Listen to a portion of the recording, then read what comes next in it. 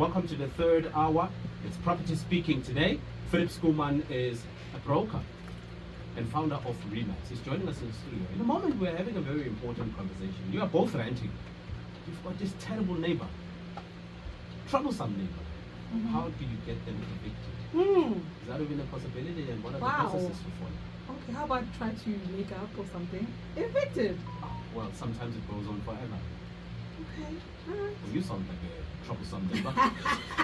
I'm just saying, we can talk, and discuss these things. I mean, a lot of things can happen. I mean, you've got people parking on your lawn all the time, noise all the time. Dogs, trees that just shed all the time. Yes, a lot of things can happen. So that's the conversation we are having with Philip Schoolman is in the studio joining us up next. We are hours away from the first Capricorn FM hit tour at Duarte Crossing in Beversford this Saturday the 16th of March from 10 a.m. Come through and meet your favorite Capricorn FM presenters. Stand a chance to win awesome prizes and be entertained by the one and only Pleasure Chamanyano, supported by Capricorn FM DJs Dinkomo and Master J. And now, introducing Limpopo's very own Master KG.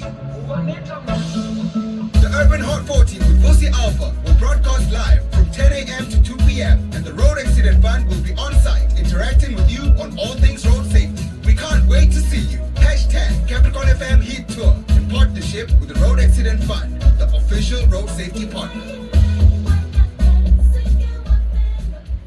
Hey you in Lepalale. Thank you for keeping our frequency lit on 100.9. This conversation will probably be an eye-opener, because for a while now this trying this neighbor, right? So they moved in next door there. Are you sure you want to say this? No, I'm just saying, are you sure you want to say this? Because your neighbor could be listening. Well. I'm joking, just go ahead. I think I've exhausted all platforms in having this conversation because I approached the neighbor. Okay. Had this conversation with them, and then I had to approach the landlord. Oh, wow. Because that was the neighbor that I related to before, What the is owners going of the on? house. Every single Tuesday they pick up trash. Uh-huh. And they never come to pick up their dustbin. So, they leave it outside? Yes. Okay. So now it's always outside. So I came so many times and I'm like, are you going to remove it? Why are you bothered? They're leaving it by my gate. Looks tough. Now it looks like, and at some point, I wasn't friendly at all. I went there and I'm like, guys, this is not part of my garden features. Like, you need to get rid of this. Once they're done, pack it up and take it away. Okay. Not 4 days. What? Philip, how are you, my friend? Back in yourself. Thanks for having me. Philip, welcome. So, of course, we're with broker and owner of REMAX, Philip Schoolman. Now, you've talked about the landlords trying to evict someone and drama around that. But what if it's a fellow tenant who is tired of their neighbor and they want to get rid of him? Is this something that's possible? Yeah, so we get this quite often, and the possibility is, well, let me start with the official answer, which is no. You can't evict your fellow tenant next door. Okay. The only one that can initiate and execute the eviction process is the registered owner of the property with the real rights to the property. Okay. Now, so the first step that you will need to take is, if you're complaining, try and be amicable about it. Let's say this is not working, like in this situation, then you would speak to your rental agency and lodge an official complaint. That complaint will then be lodged at the owner of the property. Then we will get in touch with the owner next door and say that your tenant is busy causing a nuisance for our tenant. Okay? That's if you're lucky enough that you are renting from the same agent or the same real estate. Well, an agent that has your best interests at heart can, and it doesn't fall within like the expected service level. Okay. But we can go above and beyond and actually try and sort this out for you, depending on what kind of tenant you are. You're a good tenant, we want to keep you. Okay. We want to keep you happy because you're paying. Okay. So we'll go above and beyond in scenarios like that, where we would now start speaking to the owner next door, and what could happen is warnings would happen or would be given, and whether they listen to it or not, then we can give them a notice of eviction, or like a notice of cancellation of lease. And then if they don't move after their lease notice period, now we have to start with the eviction process. Oh, Okay, that's a okay. legal process and whatnot. So let's say the client or your neighbor is beating your kids. Now, it's a civil thing more than a municipal thing. Okay. So you're not going to lodge complaints with the municipality, you're going to take a civil action.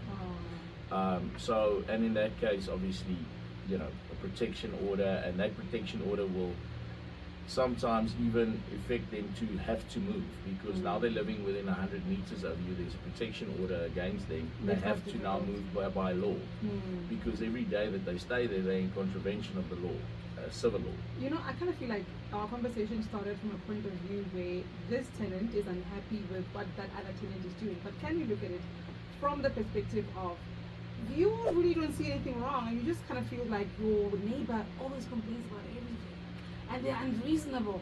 And then the neighbor managed to convince Philip, because now the neighbor is in Philip's good books. Now Philip's going to fight that battle, but that neighbor is unreasonable. Sometimes it's just about fighting the battle, or seeming to be fighting the battle. We know that we're not going to win, but to keep the client calm. And you know that saying that goes, the customer's always right. Yeah. So it's like, okay, you're my customer, so you're right. So I'm So going you to can send tell emails. sometimes when someone is just being unreasonable. Yeah, we know. Okay.